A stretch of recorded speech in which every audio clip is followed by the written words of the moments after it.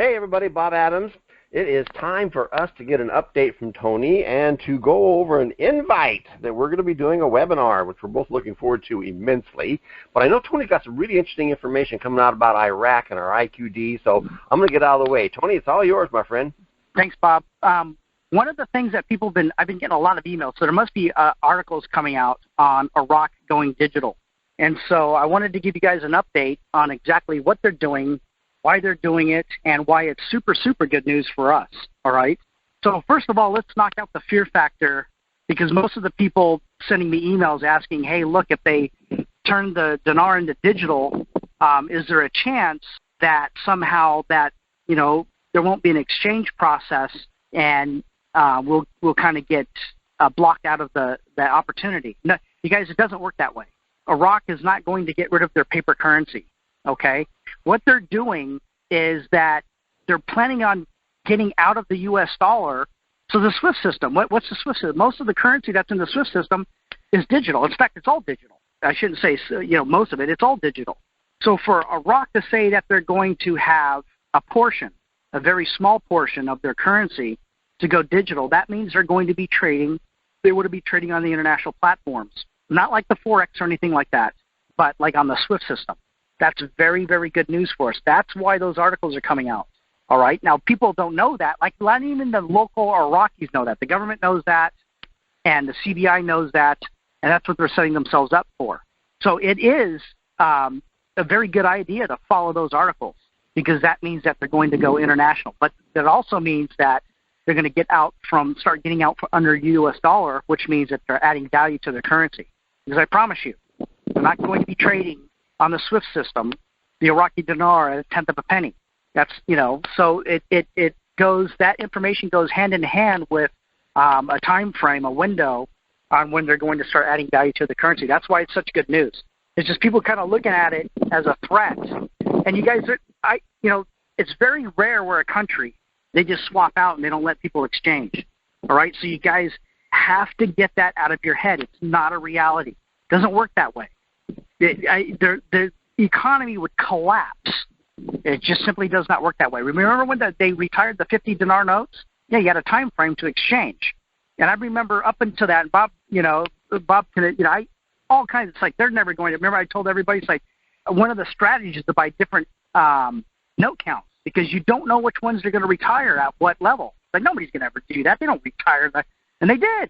They did. So it's just a strategy. In fact, it's not even it's a diversification kind of a sub strategy. But that's the worst case scenario, you guys, is that if you ever had to exchange one of your lower notes, like a 50 dinar note or a 100 dinar note, they're going to give you a time frame, all right? And everybody in the dinar community, I rang that bell. Not only did I call it that there's possibility that they can do that, but also they did do it. They ended up doing it. I got a lot of people throwing stuff at me because of that, but I ended up being right. So with the digital currency, you guys don't need to worry about it. And in fact, for any country that say that they're going to go digital, you guys, it's just a portion of it. It's a part of their money supply. It makes it more efficient. That's it. But nobody's getting out of paper currency.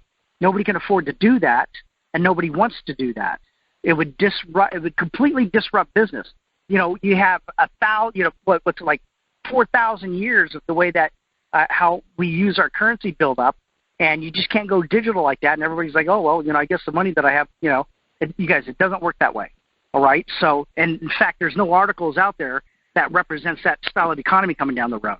Only in the Birch Society, and, the world's coming to an end, but the world's going completely opposite. The world's coming apart. There is no central anything anywhere. Currencies are competing against currencies. You have Russia and China competing against the West. They're losing their population. In fact, I just read an article just now about how in 10 years that India is going to overtake China population-wise, and it's because China's population is aging. They didn't have any kids. They screwed themselves in the 60s, you guys. They literally screwed themselves in the 60s. They don't have enough people. So you have people out there talking about how China's population is going to drop by half by 2050 or 2060. It's not a joke. We're watching it right now. We're watching it live. So they have big problems. There's people predicting that China won't even last for the next 10 years as a country. That'll break up. And it is a demographic problem.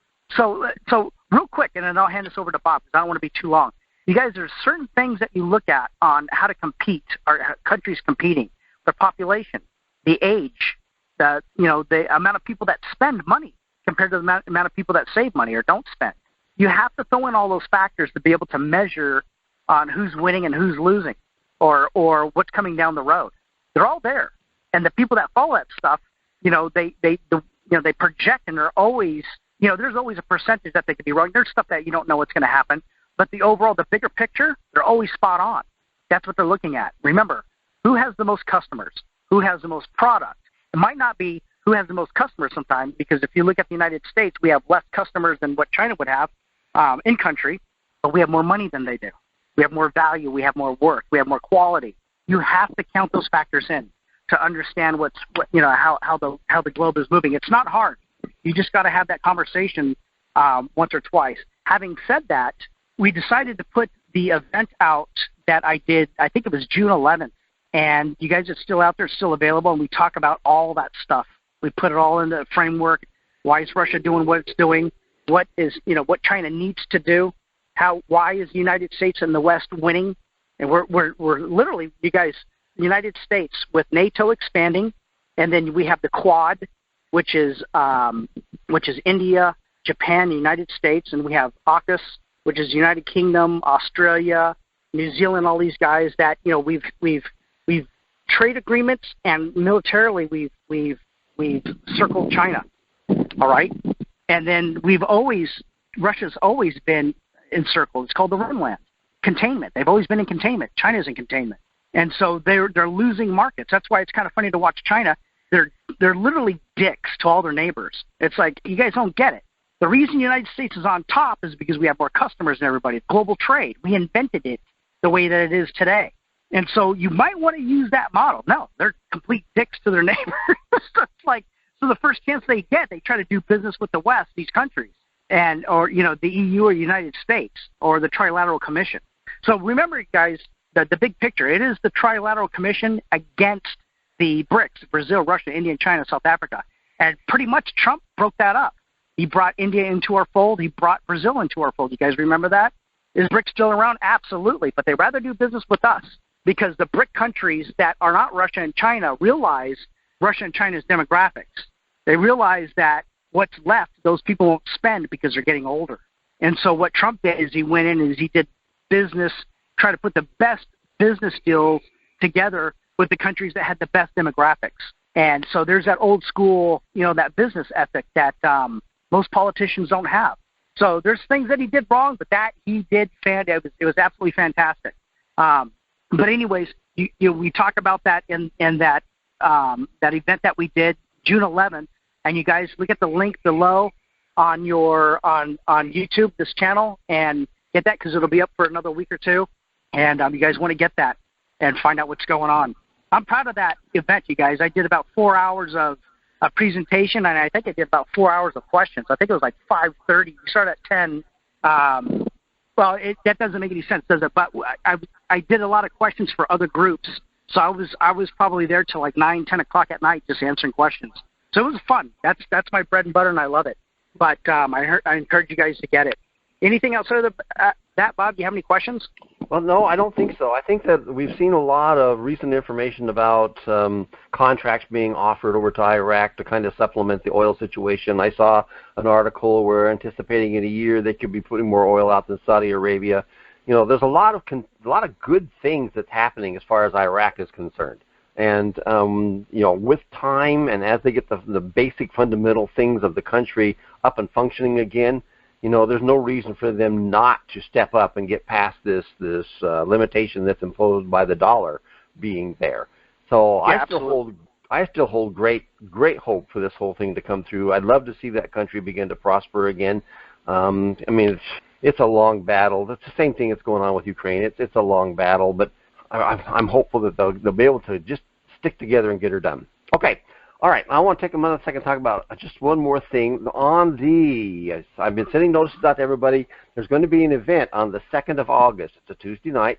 There's going to be a 2-hour presentation. Tony and I will be there and doing a presentation just like we have in the past. Unless Tony's on the road somewhere, we'll have to chase him down, but we'll figure it out. All right. But the most important part is that we will be talking about the plans one more time about what to do. Now, Tony made a statement to me which was not on recording that we did, but I want to bring it up. Tony, you said a little while ago, what did the Italians create? Diversification. Diversification. One of the things that I've been espousing now for quite a while is you need to take a look at other options besides just what our IQD has to offer. And for the last year, I have been investigating, researching, and working with finding things that would be relatively inexpensive or easy to get into that would give us some more passive income. And I'm going to be talking about that in pretty good detail on that event on the 2nd. So my invitation is, guys, when you come in on the 2nd, first of all, yes, Tony's going to have the information for us. Yes, I'm going to go over all the things about IQD and being prepared for it. And yes, we're going to introduce you and show you some things that I think are relatively extremely important right now. Because you take a look at what's going on with our economy, and you take a look at what's going on in the crypto world, you take a look at all sorts of things, there has never been a better time to take a look at expanding your possibilities at a very minimal amount of cost to get into it and be able to secure something for the future. So we're going to talk about that on the 2nd. Also, the link to register for that will be included with this email, with this notification being put out. I will send out more emails. Make sure you register for the event, okay? That's really, really important so all the follow-up stuff gets out the door. I think that's all I got. Tony, anything else you want to say before we jump? Nope, that's good. And see you guys, was it August 2nd? Yeah, August 2nd. Mm-hmm. August 2nd. And you guys, like I said, the audio the event that I put out that's up for sale, these companies that actually sponsor put it together, it's a $500 a seat. It's $500 a pop. Negotiate it down for you guys because you guys don't get the material that we get, these companies get. But you still get the full presentation and all that stuff, $29.95. Encourage you guys to get it. If you open up a little bit more, and if you guys have any download problems, please let me know, and I'll make sure you guys get a copy of it. All right, guys, that's it. I'm looking forward to talking to you later. Tony, thanks for taking the time, bro. Thanks, Bob. We will hobnob at you later. Bye-bye.